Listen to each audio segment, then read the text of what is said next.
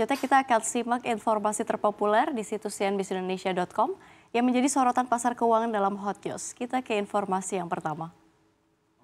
Harga emas merosot nyaris 1% pada perdagangan Jumat lalu lantaran penguatan indeks dolar Amerika Serikat dan imbal hasil US Treasury. Kondisi ini terjadi setelah data inflasi Amerika Serikat sesuai dengan ekspektasi. Namun emas batangan diprediksi tetap berada di jalur yang tinggi karena optimisme pemangkasan suku bunga oleh The Fed pada bulan ini. Pada perdagangan akhir pekan lalu, 30 Agustus 2024, indeks dolar Amerika Serikat menguat ke 101,69 atau rekor terkuatnya sejak 19 Agustus 2024. Begitu juga dengan imbal hasil Treasury Amerika Serikat 10 tahun yang melesat 3,91% atau terkuat sejak 9 Agustus 2024. Penguatan dolar Amerika Serikat dan imbal hasil US Treasury berdampak negatif ke emas. Pembelian emas dikonversi ke dolar sehingga kenaikan dolar Amerika Serikat membuat emas menjadi makin mahal untuk dibeli dan alhasil mengurangi pembelian. Emas juga tidak menawarkan imbal hasil sehingga kenaikan imbal hasil US Treasury membuat emas kurang menarik.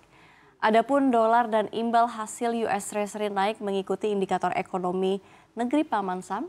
Departemen Perdagangan melaporkan pada Jumat mengumumkan indeks harga pengeluaran konsumsi pribadi atau PCE Amerika Serikat naik 0,2% secara bulanan dan naik 2,5% dari periode yang sama tahun lalu. Namun tidak berubah dari periode Juni 2024 sebesar 2,5%. Angka tersebut persis sesuai dengan estimasi konsensus Dow Jones.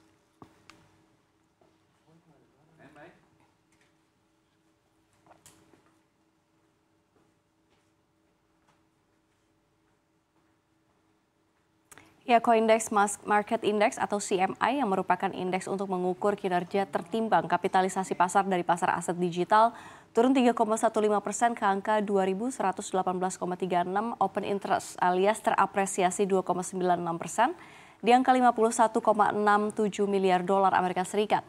Sedangkan Fair and Greed Index yang dilansir dari coinmarketcap.com menunjukkan angka 46 yang menunjukkan bahwa pasar berada di fase netral dengan kondisi ekonomi dan industri kripto saat ini. Sementara itu Bitcoin menyelesaikan bulan Agustus dengan penurunan 8,6% di bawah rata-rata keuntungan 1,75% menurut data dari sumber pemantauan CoinGlass. Data tersebut juga mengungkapkan September secara historis adalah bulan yang buruk untuk nilai tukar Bitcoin dengan kerugian rata-rata mencapai 4,5%.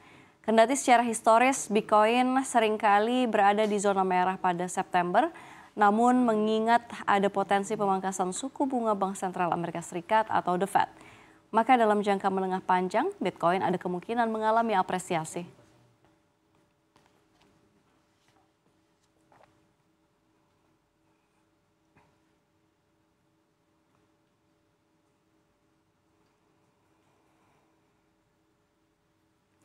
Perdana Menteri Israel Benjamin Netanyahu dan Menteri Pertahanan Israel Yoav Gallant dilaporkan mulai tak sejalan dan saling berselisih, khususnya berkenaan dengan syarat-syarat gencatan senjata dan kesepakatan penyanderaan di Gaza, Palestina. Beberapa laporan media Israel menyebut keduanya berselisih dalam sebuah pertemuan Kabinet Keamanan Israel pada Kamis 29 Agustus malam. Netanyahu dan Gallant disebut berdebat sengit tentang apakah dalam kesepakatan gencatan senjata militer Israel harus meninggalkan koridor Philadelphia, jalur sepanjang 14 km yang membentang di sepanjang perbatasan antara Gaza dan Mesir. Koridor Philadelphia saat ini dikuasai oleh pasukan Israel IDF. Pengerahan pasukan Israel di sepanjang koridor tersebut selama tahap pertama perjanjian gencatan senjata telah menjadi pokok pertikaian utama antara Israel dan Hamas. Dengan Hamas mengatakan pasukan Israel harus mundur di zona perbatasan.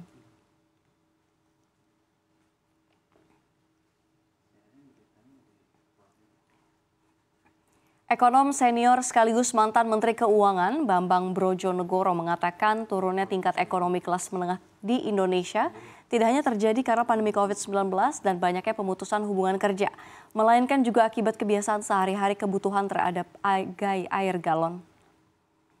Bambang mengungkapkan kebiasaan mengkonsumsi air dalam kemasan galon tidak terjadi di semua negara.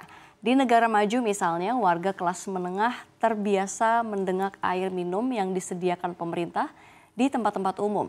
Dengan adanya fasilitas air minum massal itu, masyarakat negara maju tidak perlu mengeluarkan uang untuk membeli minum. Meski begitu, Bambang mengatakan faktor kebutuhan air minum hanyalah satu dari banyak faktor lain yang menyebabkan banyak kelas menengah turun kasta ke kelas ekonomi yang lebih rendah. Bambang menduga faktor utama tumbangnya kelas menengah RI adalah pandemi COVID-19.